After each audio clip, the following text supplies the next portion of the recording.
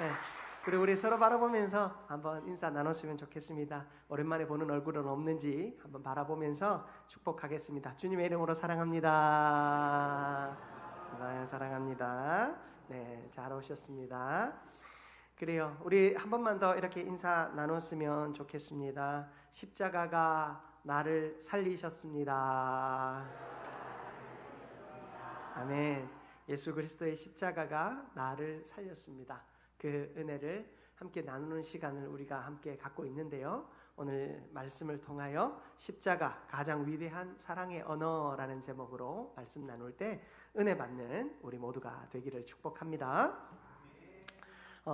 사람은 사랑을 말로만 표현하지 않습니다. 사랑은요, 결국 행동으로 드러나게 되어 있습니다. 내가 사랑한다, 사랑한다 하는 것이 말로 그치면 그것은 진짜 사랑이 아닐 수도 있습니다. 그러나 진짜 사랑은 언제나 삶으로 드러나고 그 누군가에게 전해지게 되지요. 2차 세계대전 당시에 폴란드에서는 수많은 유대인들이 나치에 의해서 학살을 당했습니다. 그때 한 사람이 있었는데 여러분들 한 번쯤 들어보셨을 것입니다. 오스카 쉰들러라고 하는 사람입니다. 그는 독일 기업가였지만 자신의 공장을 이용해서 1200명이 넘는 유대인들을 보호합니다. 자신의 재산을 거의 다 써가면서 그들을 살렸지요. 전쟁이 끝나고 자유의 몸이 된 유대인들이 그에게 감사의 마음을 담아 자신들의 금리를 뽑아서 만든 반지를 선물했는데 그의 그 반지 안에는 이런 글귀가 써져 있었습니다. 한 생명을 구하는 자가 세상을 구한다. 하지만 그는 이 고귀한 고백 앞에서 오히려 눈물이 나고 마음이 무너져 내렸습니다. 자신의 고급 승용차를 보면서 내가 이 차를 팔았더라면 10명은 더 구할 수 있었을 텐데 자책했습니다. 가슴에 달린 금색 이 금으로 만든 이 낫지 그 배지를 보면서 내가 이걸 팔았더라면 한 명 아니 적어도 2명은 살렸을 텐데 그런 고백을 하며 흐느껴 울었다라고 합니다. 그에게 사랑은 어떤 관념이나 이상이 아니었습니다. 사랑은 곧 계산이 아닌 희생이었고 말이 아닌 내어줌 그 자체였습니다.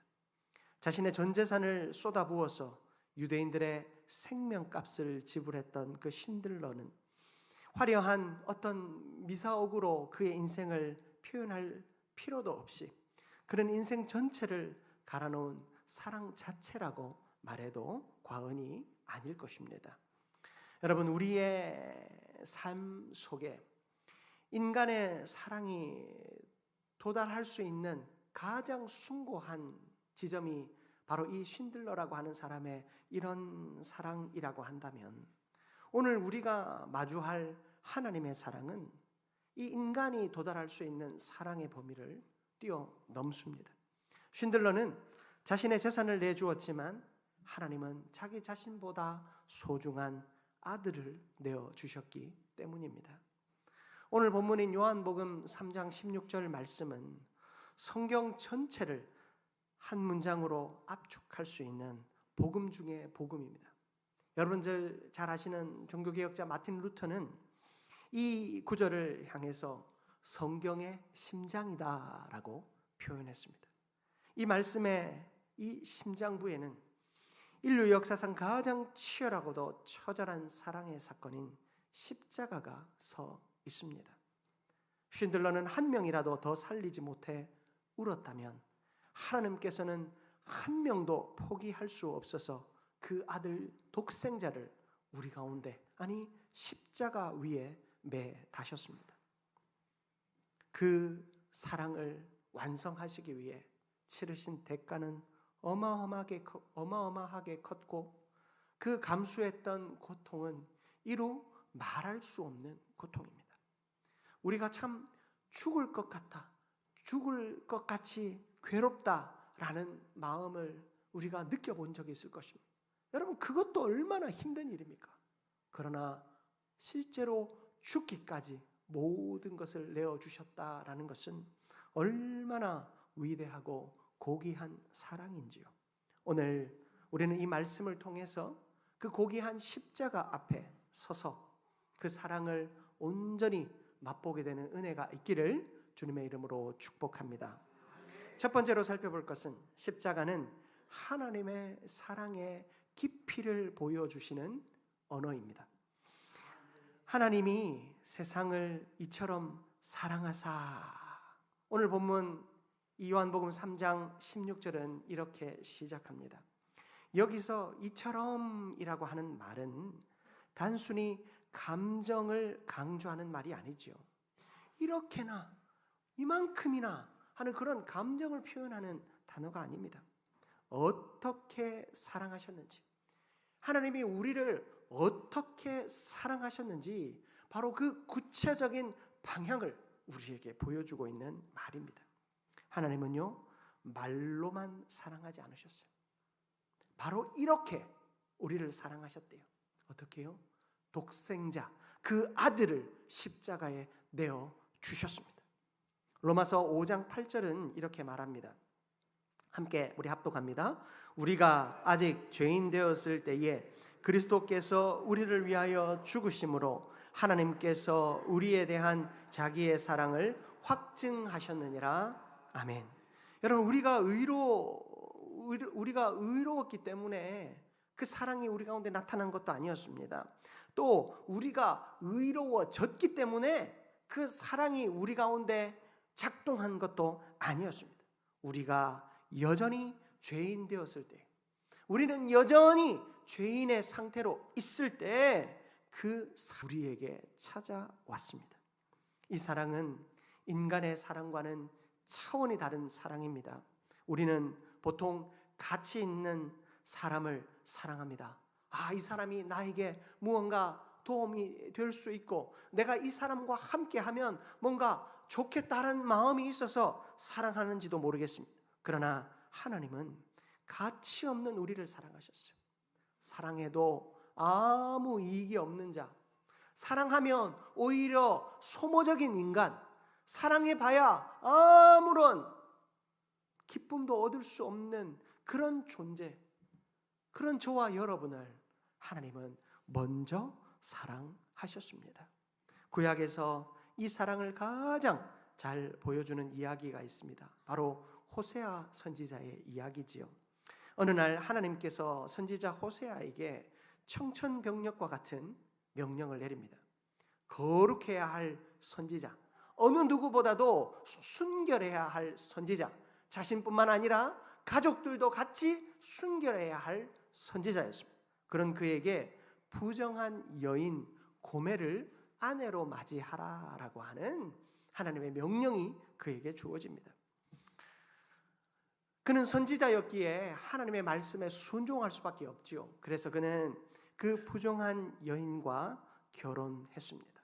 그런데 그 결혼 생활은 순탄치 못했습니다. 부정한 여인이었기에 그 부정한 습관을 그 여인이 버리지 못했던 것입니다. 그녀는 남편과 자녀를 뒤로 한 채 자신이 사랑하는 바알과 쾌락을 찾아 집을 나섭니다.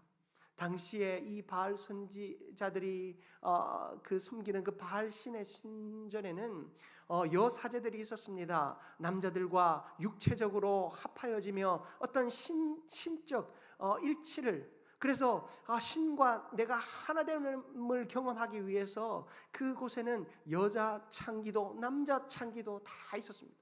그래서 그들은 육체적인 쾌락을 누리며 신과 하나되는 기쁨, 여러분 그 기쁨이 하나도 숭고한 기쁨이 아니지 않습니까?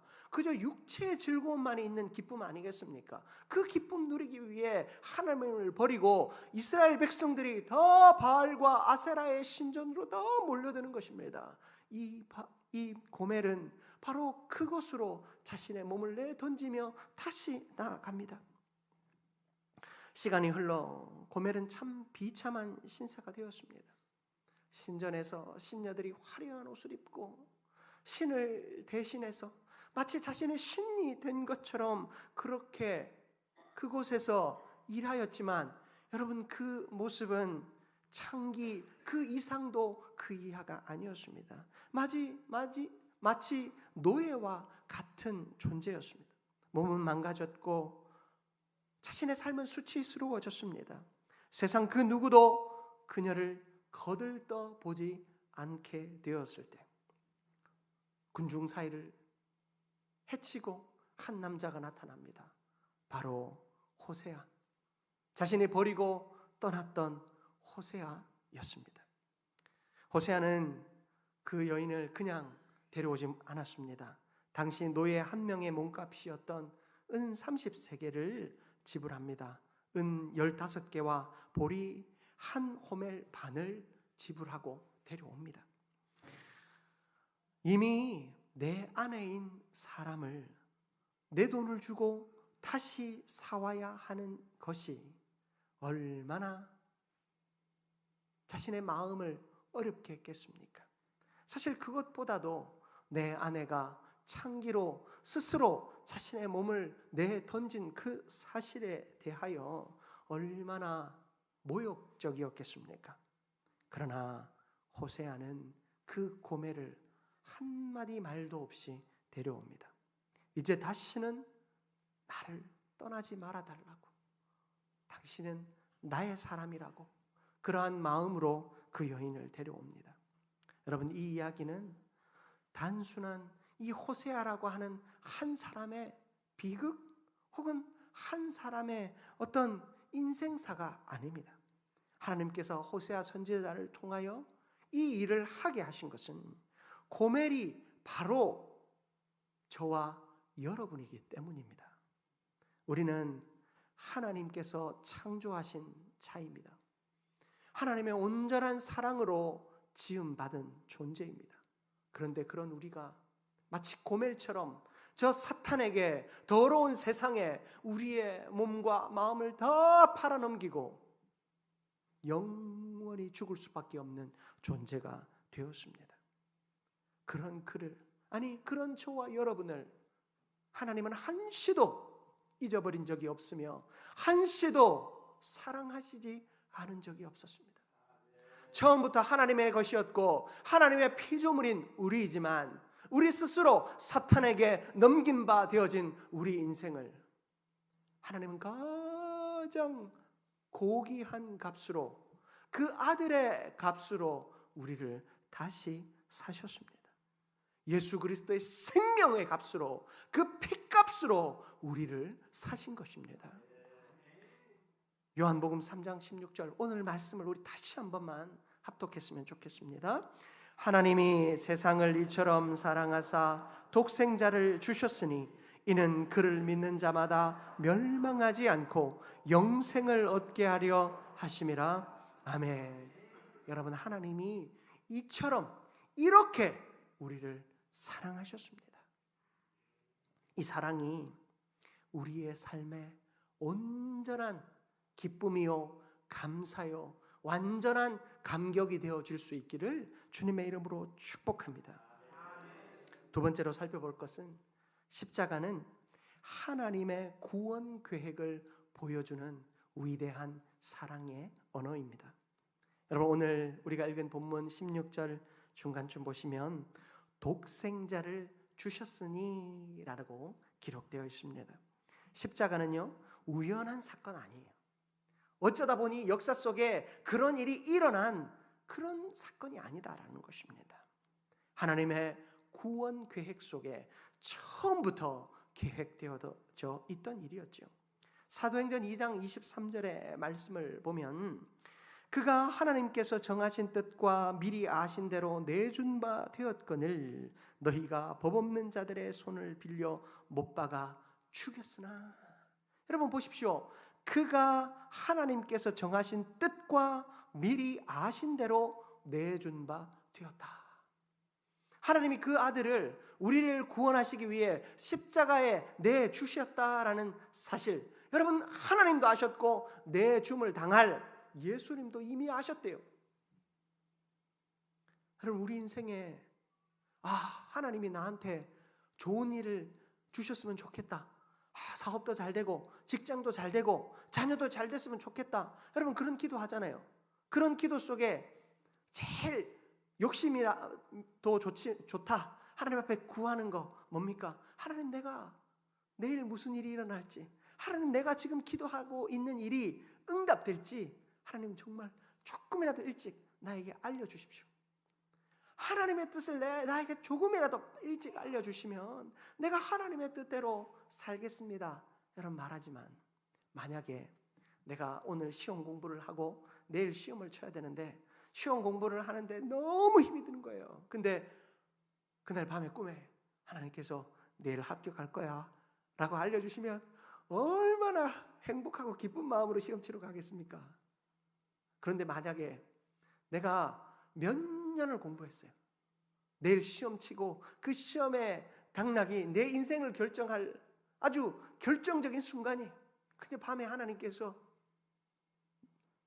1년 더 수고해야 되겠어 여러분 그런 응답을 주시면 여러분 마음이 어떨 것 같아요? 여러분 우리가 하나님 내일 무슨 일이 일어날지, 오늘 내가 간절히 구하는 바가 하나님께서 어떻게 일하실지 알려만 주십시오 기도했는데 그 마음은 뭐예요? 좋은 응답, 내가 원하는 응답 원하는 거 아닙니까? 근데 하나님이 그 응답 안 주시면 어떨 것 같아요?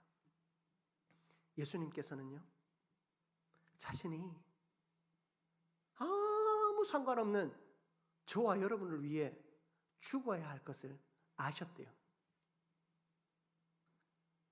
저와 여러분을 위해서 내가 죽어야 한다는 것을 예수님은 이미 아셨대요. 예수님의 마음이 어떠하셨을까요? 십자가에 달리시기 전 겟세마네 동산에서 주님 간절히 기도하실 때 눈물이 핏물이 되어 흐를 만큼 간절히 기도하실 때 하나님 이 잔을 내게서 떠나가게 하옵소서. 하나님 하실 수만 있다면 하나님 이 잔이 내게서 떠나가게 하옵소서. 그러나 내 원대로 하지 마옵시고 아버지 원대로 하옵소서. 주님도요 저와 여러분들과 똑같았어요. 내일로 죽어. 그 말씀 앞에 주님도 똑같이 괴로웠어요. 너무 힘들었어요. 그냥 이 일이 일어나지 않았으면 좋겠다라고 알고 있었지만 내일 당장 그 일이 일어날 것을 내가 이제 알았을 때 더 이상 참지 못할 정도로 고통스러웠습니다. 예수님께서는요 그러한 고통의 문제 앞에서 어떠하셨습니까? 자신의 삶을 모두 내어주셨습니다. 여러분 그것이 하나님의 계획의 위대함이에요. 하나님이 계획을 세우시고 그 뜻대로 이루신다, 우리 쉽게 말할 수 있죠. 그렇지 않습니까? 하나님의 선하신 뜻대로 일하셔. 그런 말 우리 쉽게 합니다. 저도 여러분에게 그 말씀 많이 드립니다. 그런데 하나님의 일하심이 내 뜻과 다를 때, 나는 늘 좋은 일이 있었으면 좋겠고 늘 행복한 일만 있었으면 좋겠는데 내가 생각지도 못한 상황에 몸도 아프고 재정적으로도 어려움을 겪고 내 부모님이, 내 자녀가 어려움을 겪습니다. 여러분 그런 상황 앞에서 하나님은 선하신 분이셔. 하나님은 실수가 없는 분이셔. 하나님은 하나님의 뜻대로 일하시는 분이셔.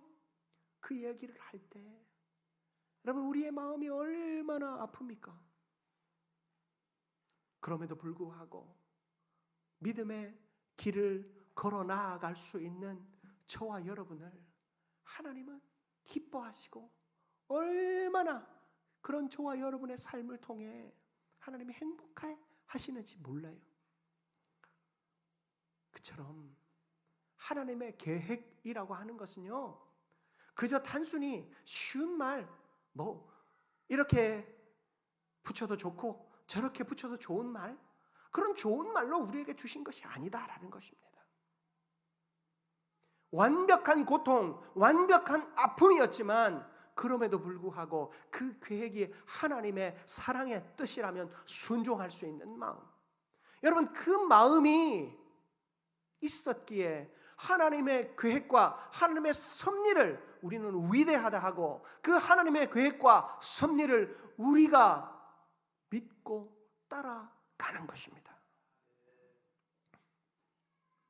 하나님은 정하신 뜻대로 아들을 십자가에 못 박았습니다. 그리고 그 아들은 이미 알고 있는 그대로 십자가에 자신을 내어 주었습니다. 예수님의 죽음은 실패가 아니라 철저한 하나님의 계획이었고 하나님의 가장 위대하고 가장 완벽한 응답이었습니다. 로마 사람들은 그리스도인들을 향해 실패자들이라고 얘기합니다. 십자가에 달려 죽은 정치범, 저 추악한 범죄자가 남겨둔 가르침을 따라 살아가는 어리석은 자들이라고 비난했습니다. 그러나 그 복음이 그 로마의 시대를 거쳐 오늘날 저와 여러분의 삶을 하나님의 거룩한 뜻 안에 온전하게 세우고 계십니다.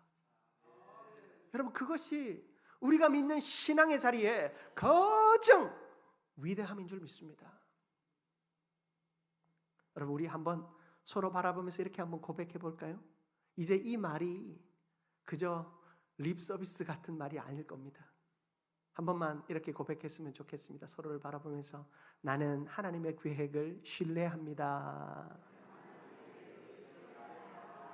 아멘. 여러분, 우리는 하나님의 계획을 신뢰합니다. 뭐 때문에요? 그 아들을 십자가에 내어주신 사건 때문에.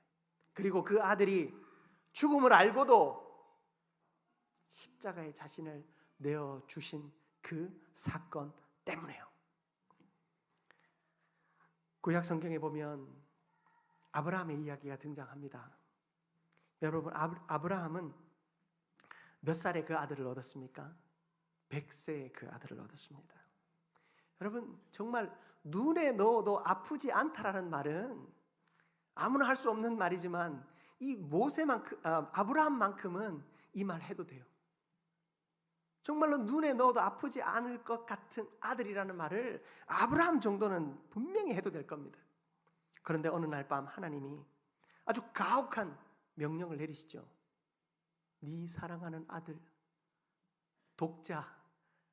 하나님이 일부러 2번이나 강조하세요. 네 사랑하는 아들 끊고 독자. 그 아들을 어떻게 해요? 번제로 드리라는 거예요. 어디 갖다 바치라는 얘기 아니고 어디 갖다 버리라는 얘기 아니고 그럼 목숨이라도 살아는 있잖아요. 근데 번제로 드리래요. 번제는요, 몸을 죽여서 각을 뜬 다음에 내장을 다 꺼내서 불에 완전히 태워드리는 거예요. 이 명령은 아브라함의 심장을 도려내는 것보다 더 가혹한 명령이었을 것입니다. 그러나 아브라함은 일어나자마자가 아닐 거예요. 밤새 한숨이라도 잤겠습니까? 일찍 일어나 침묵 속에서 하나님의 계획을 실행합니다. 그가 하나님의 계획을 실행하는 그 모든 과정에서 우리는 무엇을 봅니까? 그가 하나님을 얼마나 신뢰했는가, 그가 하나님을 얼마나 믿었는가를 우리는 볼 수 있습니다. 모리아 산까지요 가는 여정이 3일간의 여정이에요.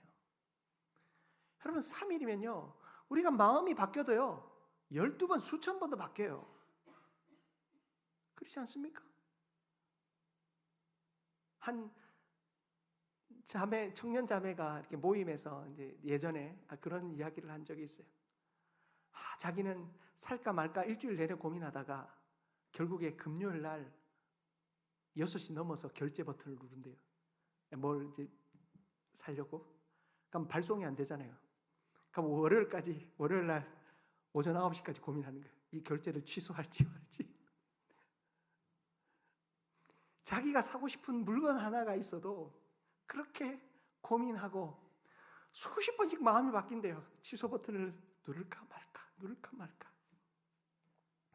여러분, 한낱 쓰다 버릴 만한 물건들 사는데도 그렇게 고민하는데 3일간의 이 모리아산까지 나아가는 이 여정 가운데 아브라함의 마음이 얼마나 괴로웠겠습니까?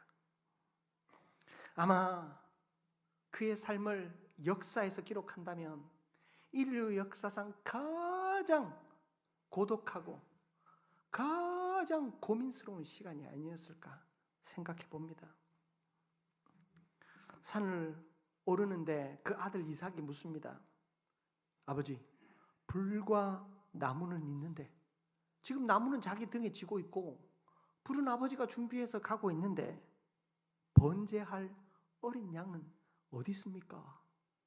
아들이 묻습니다. 여러분, 그 질문 앞에 지금 여기 계신 저와 여러분들 가운데 무너지지 않을 사람 있습니까?